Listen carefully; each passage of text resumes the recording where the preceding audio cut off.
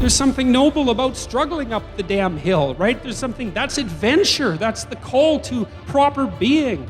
Do things that make you proud. There's some people that go through immense amount of trauma and difficulty and challenge, but they come out of it actually more empowered. Rise and shine, it's espresso time. I wake up every morning. Espresso keep me going. I wake up every morning. Grab your coffee and sip on today's message from Jordan Peterson. Also, if you want to learn how to build more confidence, check out my 254 Confidence series. It's free. The link is in the description below. If you're going to speak effectively, you have to know way more than you're talking about.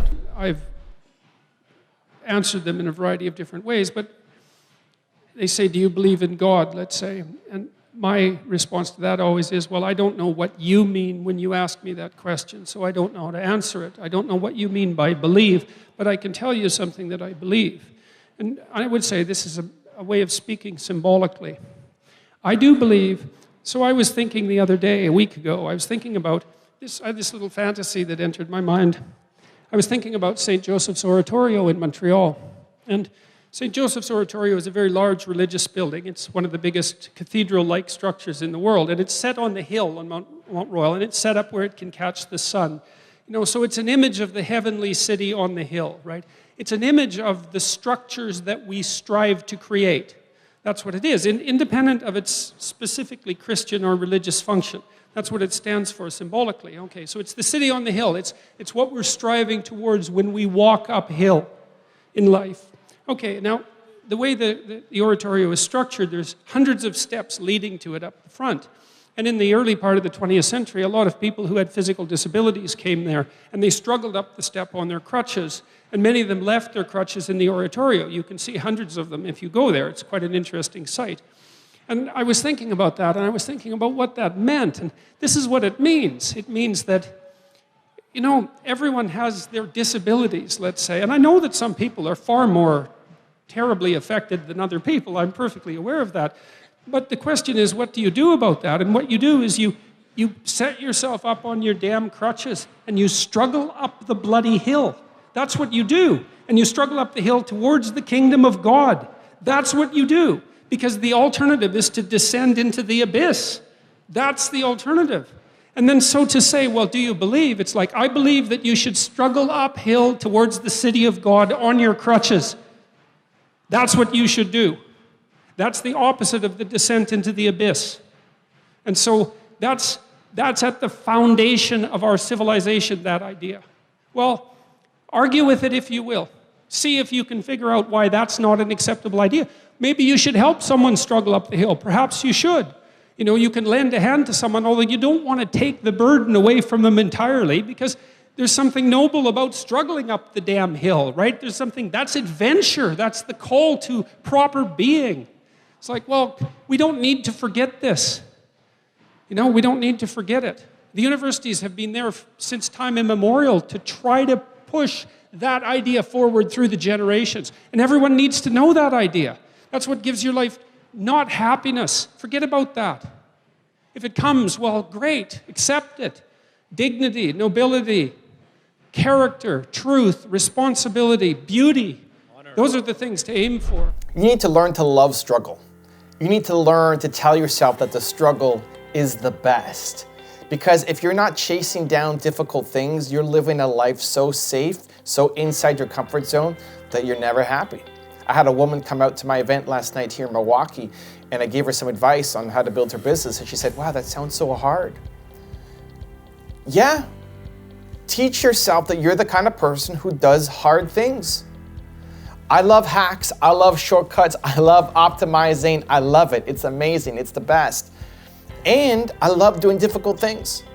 Otherwise, you stay inside your comfort zone and you only do the things that you feel safe to do.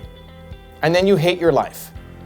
If you're not pushing up against your comfort zone, if you're not stretching further, if you're not going into the struggle, you hate your life. The people who are the most fulfilled are the ones who are off, pushing the envelope, doing difficult things. I look at this, I broke my neck in Denver, right? I broke my neck. I continued to tour. We still had I don't know, 5 or 6 more stops that we had to make, almost a month of touring. You still had to go off and do the tour. I canceled one stop, then I did a short version in Kansas City, and then I did all the way through. We're still going, full 3 hours. I had to still make videos, right? Videos still have to go up. Last week, I was still suffering from a concussion. So I hit my head on a baseboard, cut my head open, had 3 staples in the back of my head, broke my neck, broke my upper back, got a concussion. Still gotta make videos, right? I still have to make videos. I love it. Because it's in the difficult times that you show yourself what you're made of. When it's easy and you win, you don't care. If you win a race against 3-year-olds, who cares? But if you go up and race against Usain Bolt and he beats you backwards on one leg, you're still pumped because you got in the race against Usain Bolt.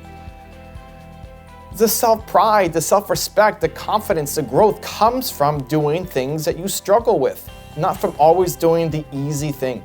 You hate your life if you're just doing the easy thing. So last week I had to make YouTube videos. I was still a bit concussed. Like, I don't think I can do this. I can't do a full set of making videos.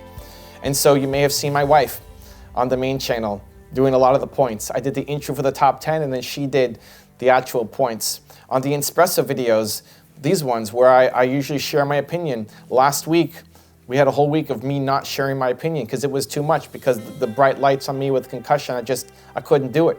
But I was still proud of my effort. The results sucked, right? The result of making a final product that is gonna crush it probably didn't happen. But I'm proud of my effort. I struggled through it. And even though my result was worse than what a normal video would be, I'm so much happier. I'm so much more proud of myself because I did it when it was difficult. And so today I'm back in my game, back to doing the Espresso videos, back to sharing my thoughts and my feedback. But I'm still pumped that I did it last week, where most people would throw in the towel and say, okay, I can't do it. Or they'd go home and quit on the tour, and everybody would say, no problem, go for it. Like, it's understandable. Do things that make you proud.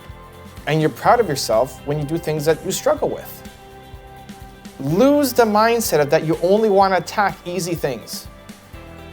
Yes, hacks, optimizations, shortcuts. Yes, I love it. And we want to take on difficult things. Train yourself that if something's difficult, you're going to attack it. Lose the vocabulary when you hear yourself saying, oh, that's too hard. It's a trigger that you have to go off and do it. Just to try, whether you win or not, just to try. Just to train yourself that you do difficult things. That's who you are. That's your identity. And train yourself that the next time you're complaining about something, that something seems too difficult, it seems too overwhelming, you can complain for 8.5 seconds and then tell yourself, this is the best. Because this is my chance to show myself and the world what I'm made of.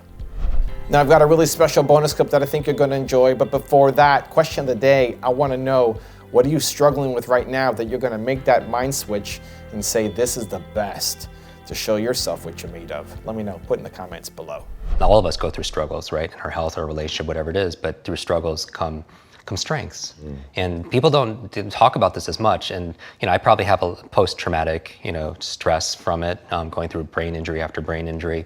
There's also post-traumatic growth, which like a lot of it's not as widely talked about, but there's some people that go through immense amount of trauma and difficulty and challenge, but they come out of it actually more empowered, that they say to themselves that because of going through this, I found a new strength, I found my superpowers, I found a new meaning in my life, I found a new level of commitment, I found a strength, a mission, if you will. And they wouldn't, just a lot of them attest that they wouldn't trade that experience, no matter how painful it was at the time, for anything. And I find that growing up with reading challenges, and I couldn't read for an extra 3 years. I pretended how to read. Whoa, and it's like the imposter syndrome. It's like they have this image of how they want to be projected to the world, and then they have this image of what they fear they are, and then they have their real who they are. But I think a lot of people are suffering and overloaded and overwhelmed, and they're depleted because they're trying to hold these images in place, and then be themselves also as well in different contexts. That's why I love you, because you are the same on camera and off. And there's a congruency, there's an authenticity that's there.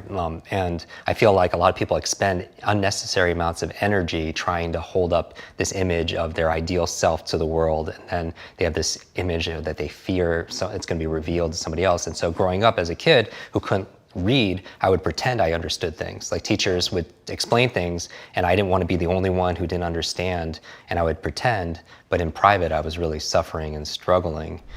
If you want Jordan Peterson's advice on how to get what you want in life, check out the video link right there next to me. I think you'll enjoy it. Continue to believe, and I'll see you there.